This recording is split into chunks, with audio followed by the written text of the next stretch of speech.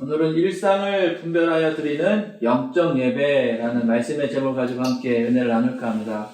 예배에 나와서 말씀을 듣는 성도가 목사의 설교에 귀를 닫고 등을 돌리게 되는 때가 있습니다.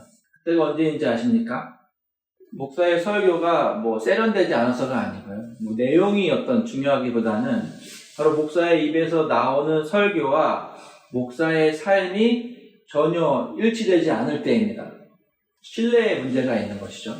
당연히 목사도 인간인지 그러나 착각하시면 안 돼요. 목사님이 설교를 하실 때에 목사님이 다 그렇게 살아서 설교하는 거 아닙니다. 그렇게 살기를 바라는 마음에서 자신에게 설교하는 거고요. 성도님들에게도 설교를 하는 건데, 문제는 전혀 그렇게 살려고 하는 노력이 보이지 않을 때 성도들의 마음의 신뢰가 깨진다는 거예요. 전혀 그 말씀대로 살기 위해서 몸부림치는 실수할 수도 있죠. 그렇게 살지 못할 때도 있지만, 그렇게 살려고 하는 어떤 목사님의 몸부림이 그 신앙 가운데 삶 속에서 보여지지 않을 때 성도님들의 귀는 닫혀지기 시작합니다. 그리고 어떤 양심 있는 성도들은 그때부터 심각한 내적인 고민에 빠지게 되는 거죠. 괴로움에 빠지게 되는 거죠. 설교가 들리지 않는 이유를 혹시 나의 교만 때문은 아닐까라는 어떤 그러한 생각 때문에 마음을 다스리고 집중하려고 하는 그 애씀에 빠지게 되는 거죠. 그러다가 이제 견디기 힘든 그런 시간들이 찾아오게 되는 것입니다. 그러나 이 괴로움은 성도에게만 있는 게 아니에요. 하나님에게도 이러한 괴로움이 있습니다. 하나님도 우리가 드리는 예배에 귀를 막고 등을 돌리고 싶을 때가, 그때가 언제인지 아십니까? 그것은 우리가 하나님을 예배함에 있어서 하나님을 멸시하는 제사로서 헛되이 예배를 올려드릴 때입니다. 다 같이 말라기 1장 10절 한번 읽어볼까요? 말라기 1장 10절의 말씀입니다. 시작. 만군의 여호와가 이르노라. 너희가 내 제단 위에 헛되이 불사르지 못하게 하기 위하여 너희 중에 성전문을 닫을 자가 있었으면 좋겠도다. 내가 너희를 기뻐하지 아니하며 너희가 손으로 드리는 것을 받지도 아니하리라. 왜 하나님은 이토록 그들의 예배를 견디기 힘들어 하십니까? 그것은 그들이 드리는 예배가 그럴싸한 형식은 갖추고 있긴 하나 그 형식 속에 담겨져 있어야 할 진심으로서 하나님을 경외하는 마음이 빠져 있기 때문입니다. 말라기 1장 13절 말씀입니다. 말라기 1장 13절 같이 읽겠습니다. 시작. 만군의 여호와가 이르노라. 너희가 또 말하기를 이 일이 얼마나 번거로운고 하며 코웃음치고 훔치신 물건과 젖은 것, 병든 것을 가져왔느니라. 너희가 이같이 보물을 가져오니 내가 그것을 너희 손에서 받겠느냐? 이는 여호와의 말이니라. 그들은 도대체 무엇을 번거롭다라고 하는 걸까요? 그것은 바로 흠없는 재물을 구별하여서 여호와께 드리는 일입니다. 수십 마리 양떼 가운데 가장 흠없고 아름다운 양을 찾아 드려야 되는 거죠. 레위기에 보면 하나님께 제사를 드릴 때 제물로 드려지는 제물은 흠이 없는 것이어야 된다고 했습니다. 그러려면 찾아야 되잖아요. 한 마리 한 마리 보면서 상한 게 있는지 흠이 있는지 이런 것들이 번거롭다는 거예요. 근데 찾았다고 끝나는 것이지 아니죠. 하나님께 드리기로 한 양은 따로 구별해 놓아야 되는 거예요. 이 구별됨이 곧 그들에게는 번거로운 일인 것이죠. 그러나 그들은 이 거룩한 제물을 드려야 한다는 명령 앞에 코웃음 칩니다. 성경에 이런 표현이 있는 게 좀 인상적이지 않아요? 하나님을 예배를 드리는 사람들이 코웃음을 친대요. 하나님 앞에서. 이들이 신성모독과 같은 코웃음을 칠 수 있는 까닭은 뭘까요? 하나님께 예배를 드리면서, 하나님께 제물을 드리면서. 근데 어떤 코웃음이냐면 흠 있는 것, 도둑, 훔친 것, 저는 것 이런 걸 드리면서도 코웃음을 친다는 거예요.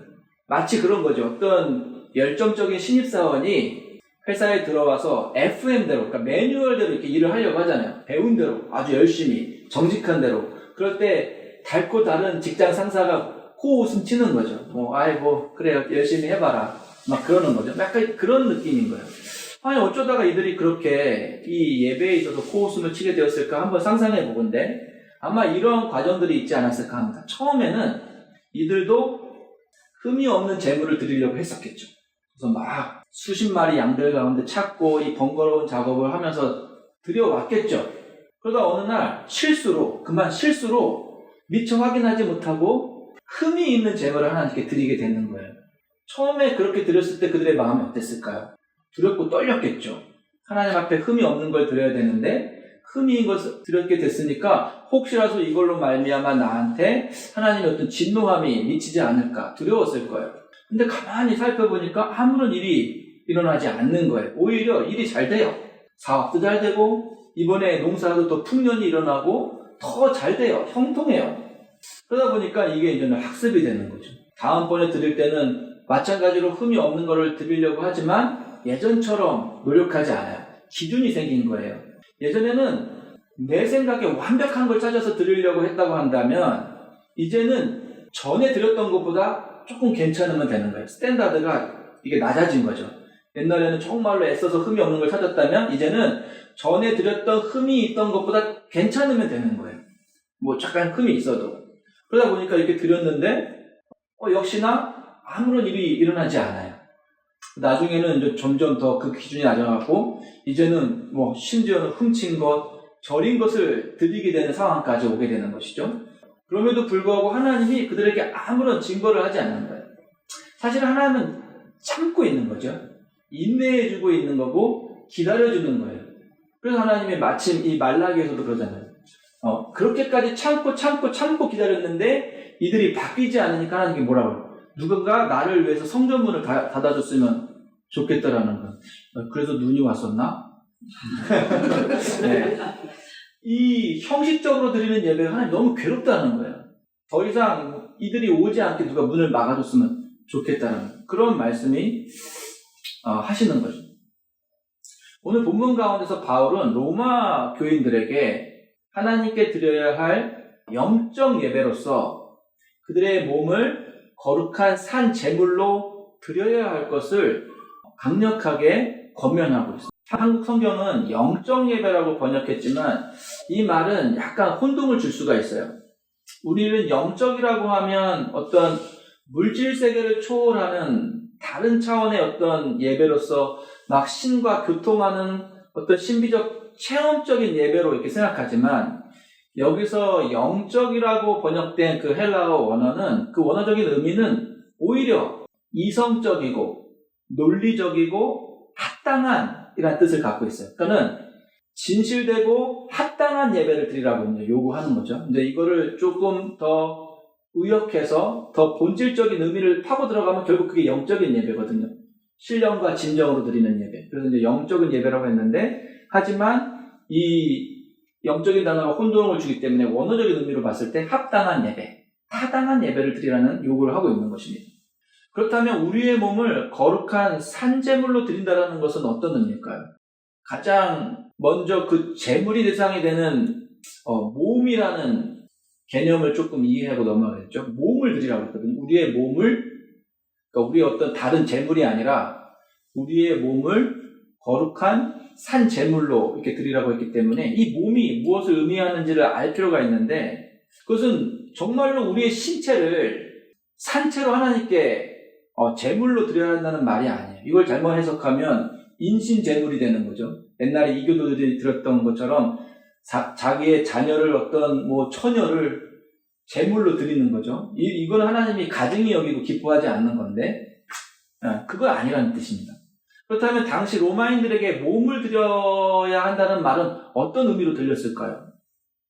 그 당시 로마의 지성인들은 플라톤주의의 영육 이원론이라는, 여러분들 이제 서양 철학사를 한번 배워봤으면 이원론이라는 거를 한 번쯤은 들어봤을 거예요. 영과 육을 분리하는 거예요. 그래서 영은 더 고차원적이고 더 귀한 것, 육은 더 저질스럽고 악하고 가증스러운 것. 이렇게 이제 생각하는 게 이제 이원론적인 영과 육을 분리하는 건데, 이 로마인들은 이 사상 아래에 있었던 거예요.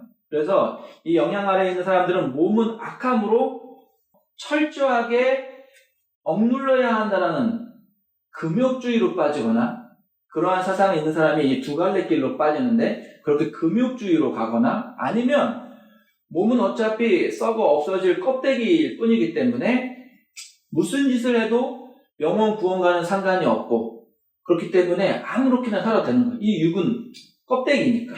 그래서 이제는 그렇게 되면 어떻게 될까요? 쾌락주의로 빠지는 거예요. 로마가 그런데 아시다시피 이러한 쾌락과 향락주의에 많이 빠져 있었잖아요.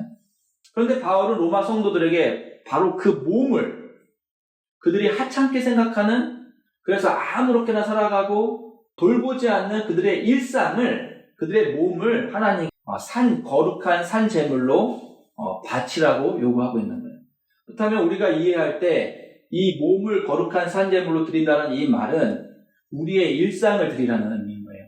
교회 안에서 드려지는 우리의 어떤 예배뿐만이 아니라 교회 밖에서 드려지는 우리의 일상도 구석구석 순간순간 모든 삶의 영역을 하나님 앞에 거룩한 산 제물로 드리라는 거예요. 다시 말해서 전인격적인 삶을 의미하는 거죠. 그러한 삶을 하나님 앞에 거룩한 산 제물로 드리라는 것입니다. 그렇다면 또 질문이 생기죠. 그렇다면 거룩한 산 제물이란 무엇을 의미할까요? 물론 하나님께 드리는 제물은 흠이 없는 것으로 드려야 하지만 그 제물이 흠이 없기 때문에 거룩해지는 게 아니에요. 아주 온전하기 때문에 거룩해지는 것이 아니라는 뜻입니다. 그 어떤 제물이 하나님 앞에 온전할 수가 있겠어요? 완전하신 하나님 앞에서는 그 어떤 것도 온전할 수 없죠. 그럼에도 불구하고 그 제물들을 거룩한 제물이라고 부르는 까닭이 무엇입니까? 그것이 하나님의 것으로 구별되었기 때문이에요. 물론 흠도 없기 때문이기도 하지만 더 중요한 의미는 그 제물이 하나님의 것으로 구별되었기 때문이에요. 여러분, 구약의 제사 가운데 그 성막 안에 있는 성물들 있잖아요. 거기는 여러 가지가 있죠. 여러분들이 잘 알고 있다시피 지성소 안에는 우리가 잘 아는 법궤도 있고 이런 어떤 좀 의미 있는 것들도 있지만 제사를 드리는 그 모든 도구들 또 하나님께서 그걸 거룩하다고 이야기했거든요.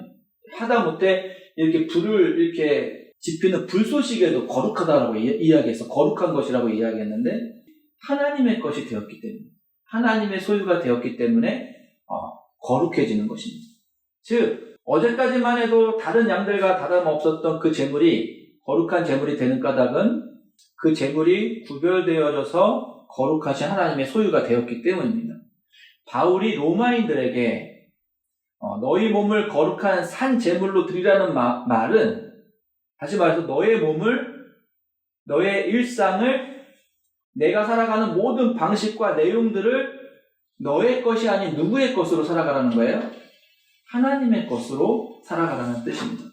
그것이 거룩한 산 제물이 되어지는 거죠.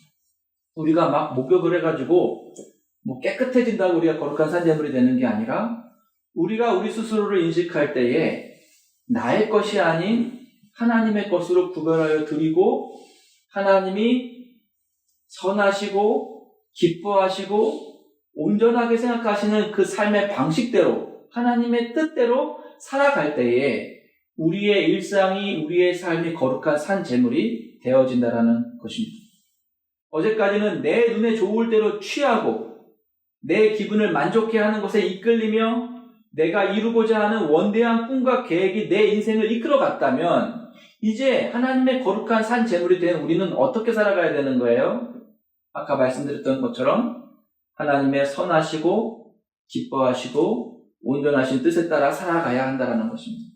그런데 바울이 이 로마인들에게 너희의 몸을 거룩한 산 제물로 드리라고 명령하는 이유가 무엇입니까? 그 말인즉 로마인들이 그렇게 살지 않았다는 거예요. 로마 사람들이 교회에 나와서 형식적으로 내 삶을 드리고 막 깨끗한 옷을 입고 거룩한 모습으로 예배를 드리지만 그들의 일상은 여전히 자신의 것으로서 주장되어지면서 자신의 기쁨과 만족과 쾌락을 쫓으면서 그들이 살아갔다는 거예요. 그렇다면 산 제물이라는 것은 무슨 의미일까요? 거룩한이라는 건 이제 알았는데 산 제물이라는 것은 또 무슨 의미일까요? 원래 하나님께 드려지는 제물은 모두 희생을 통하여서 그 생명이 바쳐져야 했습니다. 즉 모든 제물은 죽음을 통해서 그 제물의 어떤 본분을 다한다고 볼 수가 있는 것이죠.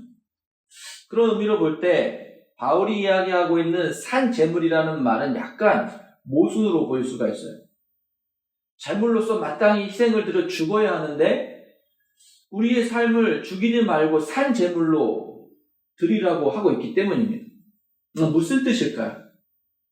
희생이 없는 제사로 두 눈 시퍼렇게 뜨고 뜬 채로 내 교만을 하나님께 그냥 드리라는 의미일까요? 아니죠. 그럴 수 없습니다. 그럼에도 불구하고 바울이 우리로 하여금 산 제물이 되라고 이야기하는 까닭은 두 가지 이유가 있다고 볼 수가 있습니다. 첫 번째는 우리는 이미 예수와 함께 죽은 자이기 때문입니다. 우리는 더 이상 우리의 죄를 대속하기 위해서 구약의 제사를 통해서 희생의 제물을 드리지 않습니다. 왜 그렇죠? 바로 예수님께서 십자가에서 우리를 위해서 영원한 흠없는 어린 양같이 아무런 죄가 없으신 예수님께서 십자가에서 우리의 죄를 대속하기 위해서 자신의 생명을 내어주셨기 때문입니다. 그러므로 우리는 더 이상 죽을 필요가 없는 거죠. 이미 예수님께서 우리를 위해서 대속하여 죽으셨기 때문입니다. 그러므로 우리가 십자가의 예수님을 믿습니다라고 하고 고백할 때는 그 고백 속에는 어떤 의미가 담겨져 있냐면 단순히 인류의 죄를 대속하기 위해서 예수님께서 십자가에서 죽으셨습니다라는 고백만 담겨져 있는 것이 아니라 그 예수와 함께 내가 그 십자가에서 함께 죽었습니다라는 고백이 담겨져 있는 것입니다. 그러나 우리의 믿음은 여기서 끝나지 않습니다. 왜냐하면 예수님은 우리를 위해서 십자가의 죽으심으로 그의 구원을 완성한 것이 아니기 때문입니다. 그렇다면 무엇으로 예수님은 그 구원을 완성하셨습니까? 그것은 바로 우리의 죽음이 되시기 위해서 십자가에서 죽으셨던 것처럼 우리의 생명이 되시기 위해서 무덤 가운데서 다시 부활하셨기 때문입니다. 그러므로 우리가 부활을 믿음으로 고백할 때 그 고백 속에는 단순히 예수님께서 그 죽음 가운데서 부활하셨습니다라는 고백만이 담겨져 있는 것이 아니라 무슨 고백이 담겨져 있는 거예요? 내가 예수와 함께 다시 살아나게 되었음을 고백하는 고백이 담겨져 있는 것입니다. 결국 이 예수 그리스도를 믿는 믿음이 없이는 거룩한 산 제물이 될 수가 없는 거예요. 이 믿음 안에서 우리는 산 제물이 되었죠. 예수와 함께 죽고 예수와 함께 산 제물이 되는 것이죠. 그러므로 이 믿음 안에서 우리는 온전히 하나님이 기뻐 받으시는 영적인 예배를 드릴 수가 있는 것입니다. 이 믿음이 없으시는 아무리 그 형식이 얼마나 완벽하고 얼마나 많은 헌신을 드리든 소 1,000마리를 잡아드리든 상관없이 그 드림 가운데 이 믿음이 없으면 그 예배는 하나님 앞에 하나님이 기뻐 받으시는 온전한 영적인 예배가 될 수가 없다는 것입니다. 지금까지는 하나님이 기뻐 받으시는 영적인 예배로서 우리의 몸이, 다시 말해 우리의 일상이, 더 나아가서 전인격적인 우리의 삶이 하나님께 거룩한 산 제물이 되어야 한다는 의미를 설명해 드렸습니다. 그 다음에 이제 우리에게 남은 것은, 그렇다면 과연 어떻게 우리가 거룩한 산 제물이 될 수 있는가라는 적용적인 질문이 남아있는 것. 그 방법은 바로 2절에서 설명해 줍니다. 다 같이 2절 말씀을 한번 읽어볼까요? 2절의 말씀입니다. 시작. 너희는 이 세대를 본받지 말고 오직 마음을 새롭게 함으로 변화를 하라. 하나님의 선하시고 기뻐하시고 온전하신 뜻이 무엇인지 분별하도록 하라. 사실 2절은 1절과 다른 것을 이야기하고 있는 게 아니에요. 어떻게 보면 같은 말씀을 하고 있는 거예요. 똑같은 말을 실전적인 삶으로서 표현하고 있을 따름입니다. 결국 하나님의 선하시고 기뻐하시고 온전하신 뜻이 무엇인지 분별하는 삶이 곧 하나님이 기뻐 받으시는 영적 예배자의 삶의 모습이고, 바로 그 분별력을 갖고 살아가는 삶이 우리가 드려야 할 거룩한 산 제물이 되는 삶이 된다는 의미입니다. 분별한다는 것은 섞여서 감춰져 있고 섞여서 혼란스러운 것들 가운데 진짜를 찾아내고 입증해내는 것입니다. 언어적인 의미로서는 이 분별은 불 속에서 금광석을 던져넣는 것입니다. 그 불 속에서 분술물은 다 없어질 것이고 오직 순금만 남게 될 것이죠. 이것이 바로 분별입니다. 바울이 보기에 로마 성도들의 신앙 가운데 가장 시급했던 것은 바로 이 분별이었습니다. 왜냐하면 그 당시 로마 문화에는 관용의 정신이 높은 덕목으로 취급되고 있었기 때문입니다. 이 관용주의는 포용한다라는 어떤 긍정적인 의미로 해석될 수가 있는데 그런 의미가 아니에요. 이 로마인들에게 관용의 정신이라는 것은 우상숭배, 그러니까 내 신도 옳고 너의 신도 옳아. 그러니까 다른 사람들이 믿는 신을 존중해주는 의미의 관용입니다. 그러니까 그 로마 당시에는 많은 신들이 있었어요. 무수히 많은 신들이 있었는데 그 믿는 신들에 있어서 너의 신이 옳아? 그러면 나의 신도 옳다라고 이야기해야 된다는 게 교양이고 또 높은 덕목이었던 거예요. 근데 만약에 유일신을 강조하면서 그들의 신을 무시하거나 거절하면 그건 되게 뭐라고 할까, 교양 없고 예의에 맞지 않는, 그리고 사람들이 손가락질하는 그런 어떠한 정서적인 행동이었던 것이죠. 또 그들에게는 이 정신이 되게 필요했는데, 왜냐하면 그 로마 사회는 되게 길드가 형성된 사회였거든요. 그러니까 어떤 공업이라든지 상업이라든지 그냥 내 혼자 장사하는 게 아니라 길드가 형성이 되어지는 거예요. 어떤 유니온이 있는 거예요. 이 유니온에 가입되지 않으면 내가 온전히 장사를 할 수가 없고 이렇게 이득을 볼 수가 없는, 불리함을 가질 수밖에 없는 구조를 갖게 되는 어떠한 사회 문화였는데, 문제는 이 길드는 저마다 다 우상을 숭배하는 신들을 갖고 있는 거예요. 이 길드는 어떤 신을 섬기고 이 길드의 특징에 맞는 신들이 다 믿는 신들이 있는 거죠. 그래서 매해마다 그 사업을 시작할 때에 그 신들 앞에 드리는 제사를 참여하지 않으면 불이익을 받는 거예요.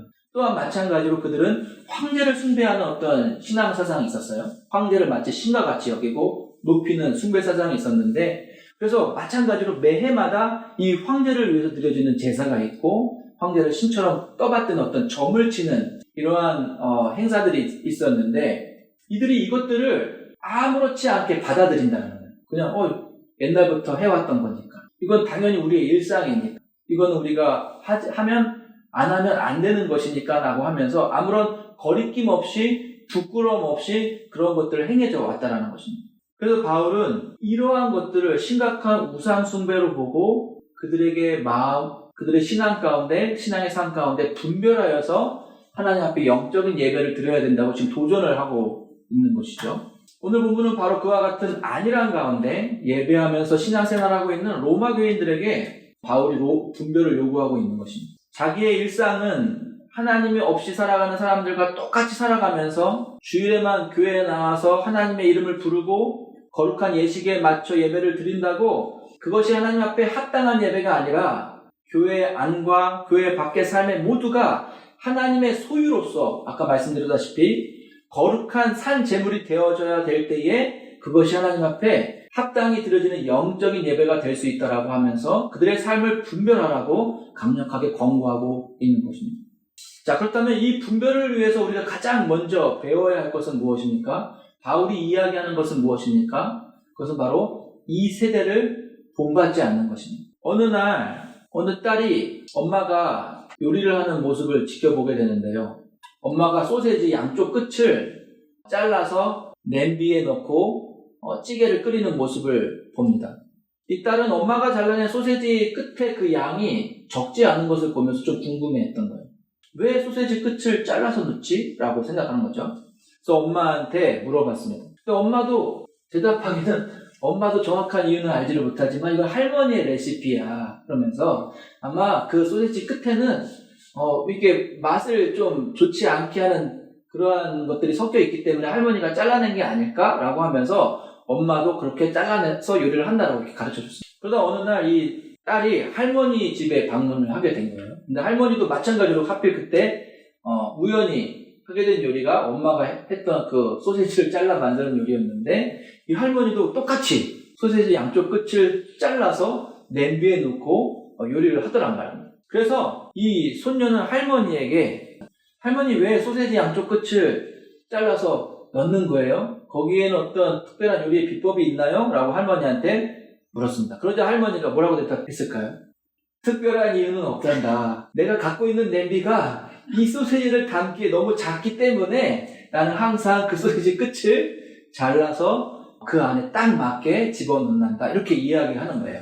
저는 이 비유가 다른 말씀의 비유로 쓰였던 비유지만 이 세대를 본받는다라는 것은 마치 그 엄마가 소세지를 담기에 충분히 넓은 냄비를 갖고 있음에도 불구하고 할머니의 레시피를 따라서 의미 없이 소세지 양쪽 끝을 잘라내는 행위와 닮아 있다라고 하는, 본을 받는다는 것은 언어적으로 틀에 맞춰서 끼워 넣는다는 의미거든요. 그 패턴에 내 삶을 맞추는 거예요.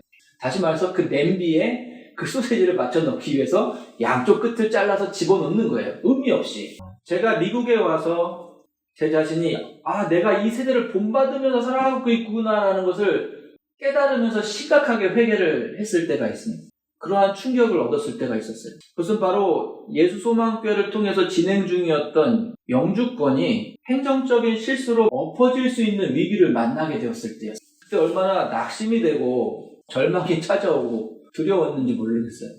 그 에피소드를 이야기하자면 너무 길어지는데 아무튼 거의 이거는 영주권이 나올 수 없을 수밖에 없는 상황이 되어버린 거예요. 하나님 앞에 낙심 가운데 기도했어요. 하나님 너무하신 거잖아요. 이민의 삶에 있어서 영주권은 정말로 필요한 거잖아요. 그런데 저는 목사잖아요. 그러면 하나님 목사에게 영주권 줄 수 있는 거잖아요. 내가 다른 이유에서 영주권을 구하는 게 아니라 이 영주권이 있으면 얼마나 목회하기가 좋겠어요. 목양하기가 좋겠어요. 물론 내 먹고 사는 일도 편해지겠지만 얼마나 그만큼 하나님의 일을 하는 데 있어서 자유로워지겠어요. 왜냐하면 그때 하필 예수소망교회에서는 니카라가 선교를 준비하고 있었거든요. 그래서 다른 목사님들이 이번에는 목사님들도 다 지원을 해준다는 거예요. 그래서 나도 가고 싶죠. 제가 가면 얼마나 잘하겠어요. 기획부터 해서 얼마나 잘하겠어요. 하나님 저한테 영주권을 주셨으면 내가 이 선교 갈 수 있는 거잖아요. 제가 다른 이유가 아니에요. 하나님 선교를 가려면 영주권도 필요하고요. 뭘 하려면 영주권이 필요한데 저한테 주실 수 있죠. 근데 왜 굳이 이렇게 어렵게 하시는 거예요. 하나님 전능하시잖아요. 막을 수 있잖아요. 왜 나한테 이런 시련을 주시는 거냐고 하면서 하나님 앞에 막 원망 섞인 기도, 따져 묻는 기도, 세게 하지는 못하고 이렇게 좀 눈치 보면서 아닌 척하면서 그런 기도를 좀 드렸거든요. 그런 기도를 드리는 가운데 뒤통수를 딱 때리는 듯한 그런 깨달음이 좀 느껴지더라고요. 어떤 분은 음성이 들렸다는데 저는 그런 음성을 듣지 못했고요. 그냥 마음속에서 그러한 생각이 들었어요. 내가 영주권을 하나님보다 더 큰 소망을 삼고 살아가고 있구나. 하나님이 나한테 이런 질문을 하는 것 같았어. 야 종모야, 그래 하나님이 한다는 네 마음 좋아. 근데 꼭 영주권이 있어야지 하나님의 일이 되는 거야? 영주권이 하나님의 일을 만들어내는 거야? 영주권만이 하나님의 일을 탁월하게 하는 게 아니지 않아? 라고 이렇게 저한테 반문하는 것 같았어. 내가 하는 거잖아. 영주권이 없어도 내가 너와 함께하면 하나님의 일 할 수 있는 거잖아 라고 하나님께서 저한테 가르쳐 주시면서 깨달음을 주시는 것 같은 그러한 마음이 들었습니다. 그래서 저는 그때 회개를 했죠. 그래서 그 다음부터 저는 아마 현정이가 그때 있었을지 몰라요. 2013년에 저랑 같이 사역을 했었나요? 그때 가장 제가 많이 불렀던 찬양이 주님 말씀하시면 내가 나아가리다. 주님 말씀하시면 내가 멈춰서리다 했어요. 하나님, 네, 맞습니다. 이 영주권이 내 유일한 소망이 아니죠. 영주권이 내게 행복을 주는 유일한 내가 붙잡아야 할 대상이 아니죠. 하나님이 영주권 포기하고 한국 돌려보내시면 제가 가겠습니다. 그때 정말 그러한 각오가 서 있었거든요.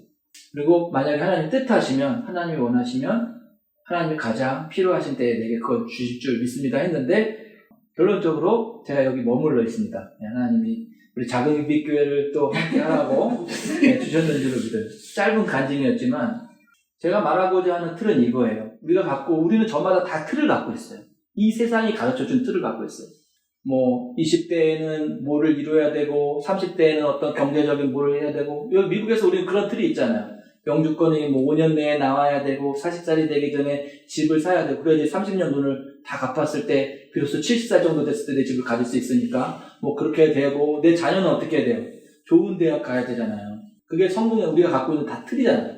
좋은 대학 가야 되고 또 자녀가 좋은 대학 가는 걸로 끝나는 건 아니잖아요. 저도 약간 그런 마음이 없지 않아 있어요. 내 아들, 딸이 의사 며느리 봐야 되고 의사 사이를 봐야지만 비로소 행복해질 수 있는 어떤 그 틀을 왕성해 간다는 어떤 그 틀을 우리가 갖고 있잖아요. 이 세대를 본받지 않는 것은 바로 세상이 만들어 놓은 그러한 거짓된 평안 그리고 거짓된 안정 그 거짓된 행복 속에 나를 끼워 맞추지 않는 거예요. 그걸 거부할 수 있는 믿음을 갖는 거예요. 물론 그게 나쁘다는 건 아니에요. 전 여전히 의사 며느리, 의사 사이를 가끔 꿈꿔요. 나중에 내 건강을 좀 돌봐주고. 아직 믿음이 부족해서 그런데 나쁜 건 아니죠. 그렇지만 그것을 전부로 여기는 믿음은 우리가 경계해야 되는 거죠. 그것을 마치 내 행복의 전부이냐. 그것을 안 가지면 내가 불행해지고 정말로 절망 가운데 추락하게 된다는 어떤 그런 두려움을 갖는 믿음을 우리가 경계해야 되는 거죠. 저는 이 두려움을 버리는 것, 이 거짓된 평안과 거짓된 행복에 속지 않고 내가 온전히 참된 평안으로서 참된 만족을 줄 수 있는 하나님을 내 유일한 소망으로 바라볼 수 있는 이 믿음을 갖는 것이 바로 이 세대를 본받지 않는 마음이 아닐까라는 생각을 가집니다. 참 어리석게도 우리는 하나님을 믿는다고 하면서도 그 믿음의 목적을 하나님께 두지 않을 때가 너무나도 많이 있어요. 하나님이야말로 우리에게 진정한 평안과 안식 그리고 만족을 주시는 분임에도 불구하고 우리 믿음의 열심은 하나님의 손을 끌어다가 내가 세워놓은, 내가 계획해놓은, 내가 바라보고 있는 틀을 내 인생을 그 틀에 끼워 맞춰주게 하기 위해서 하나님의 손이 일하게 만들기 위해서 우리는 하나님을 믿어요. 무슨 말씀인지 아시겠죠?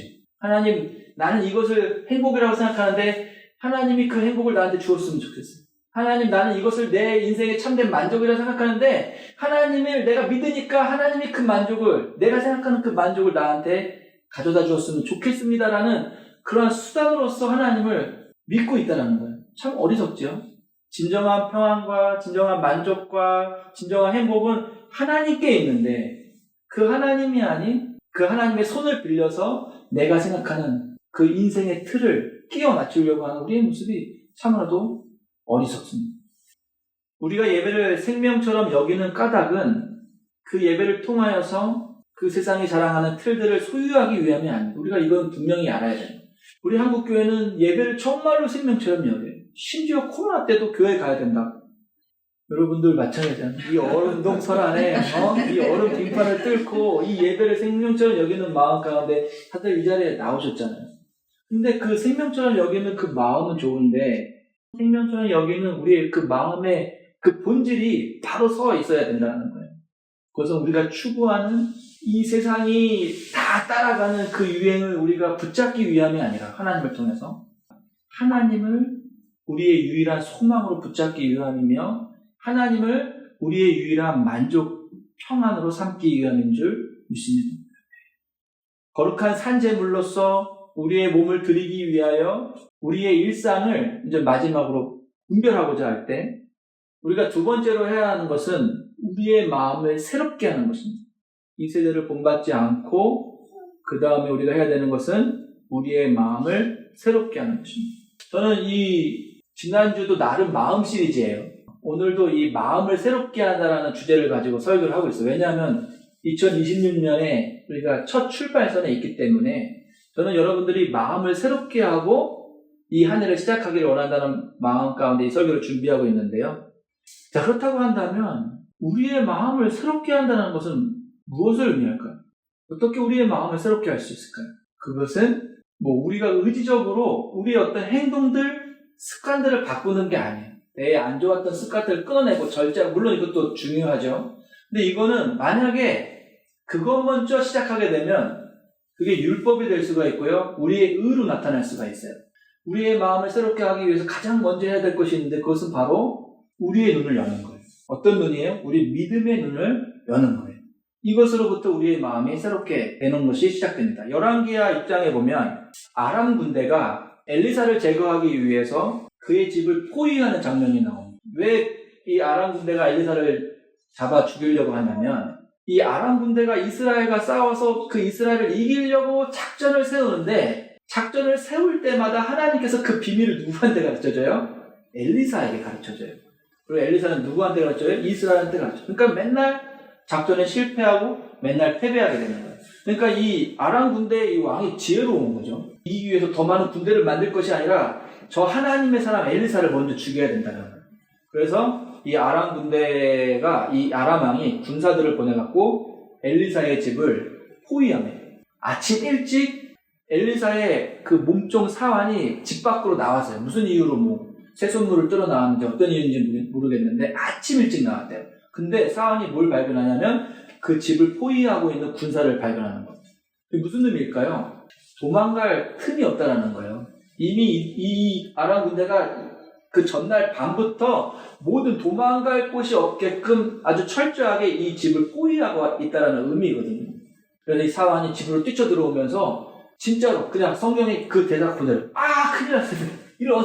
이제 어쩐단 말입니까? 라면서 이 아주 당혹스러워하면서 이 불안 가운데 막 이 엘리사에게 막 이렇게 하는 모습이 나와요. 근데 엘리사의 반응은 어때요?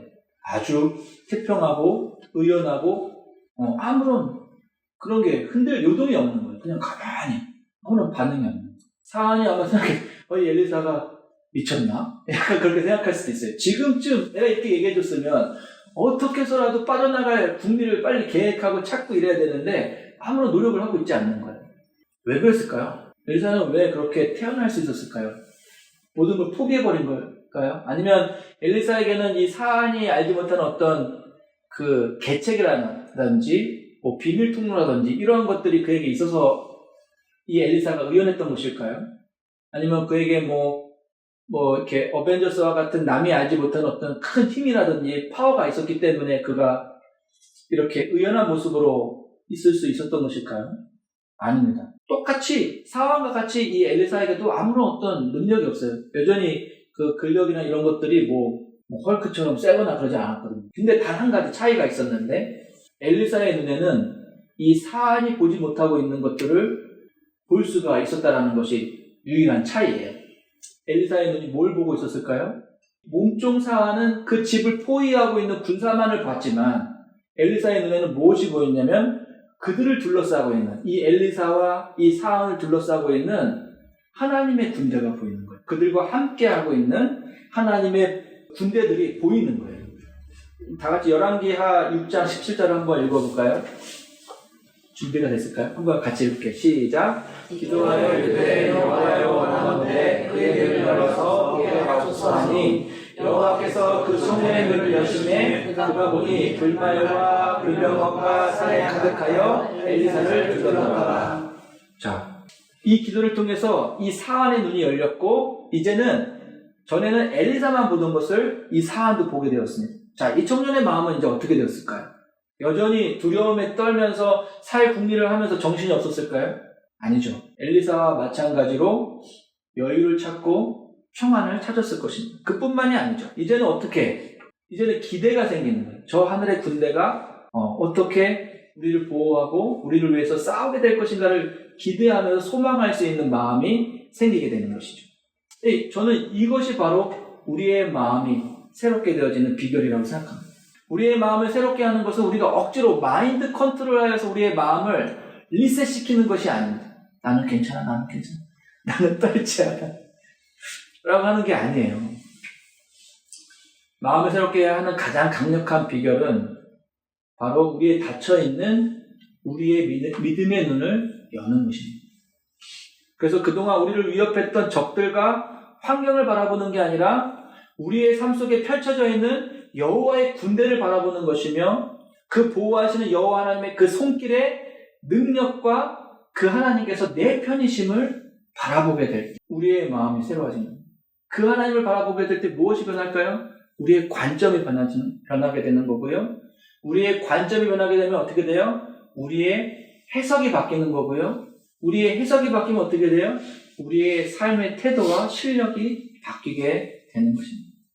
그야말로 우리 인생에 변화가 찾아오게 됩니다. 이 변화가 찾아올 때, 이 믿음의 눈이 열리게 될 때, 우리의 인생을 이끄시는 하나님의 열심을 바라보게 될 때, 바로 그때 비로소 우리는 우리의 삶 속을 불 속에 던짐으로 하나님의 선하시고 기뻐하시고 온전하신 뜻이 무엇인지를 분별할 수 있게 되어지는 거예요. 우리의 눈이 뜨여지지 않으면 우리는 결코 분별할 수가 없어요. 우리의 삶을 그 불 속에 던질 수가 없어요. 여전히 그 세상의 방식을 쫓아 살아갈 뿐이죠. 그것을 놓지 못할 따름이죠. 여전히 그들과 똑같이 그것들이 없음으로 말미암아 두려워하고 그것들이 없음으로 말미암아 불안해하고 만족할 수 없는 인생을 살아가게 되는 것입니다. 말씀을 맺습니다. 2026년 새해를 맞이하여 이 새해를 시작하는 우리의 마음이 새롭게 변화받기를 소원합니다. 그러므로 우리의 예배가 달라지고 교회 안에서 드려지는 예배가 아닌 그 예배를 준비하는 우리의 일상부터 변화를 받고 새로워지기를 소원합니다. 세상이 만들어 놓은 틀 속에 나를 맞추며 그 틀을 위해 하나님을 찾고 하나님을 믿는 신앙이 아니라 나의 삶을 하나님이 기뻐 받으시는 거룩한 산제물로 드리기 위하여 이 세대의 흐름 앞에 저항하고 멈춰서서 그것들을 분별하여 나의 삶을 하나님께 온전히 드릴 수 있는 그런 영적인 예배자로 살아갈 수 있는 저와 여러분이 될 수 있기를 소원합니다. 바라옵기는 하나님께서 오늘 이 예배 가운데 또한 우리가 하나님을 바라보는 이 믿음 가운데 성령 하나님께서 우리의 마음 안에 말씀을 불어넣어 주시고 그 말씀이 지식이 아니라 정말로 하나님의 선하신 약속으로 바라봐지게 되어지고 그것을 붙들게 됨으로 말미암아 우리가 세상을 두려워하는 것이 아니라 세상에 끌려가는 것이 아니라 세상 앞에 마주서며 그 세상 앞에 유행 앞에 저항하며 하나님의 뜻을 세워갈 수 있는 하나님의 나라를 세워갈 수 있는 저와 여러분이 될 수 있기를 소원합니다. 기도하시겠습니다.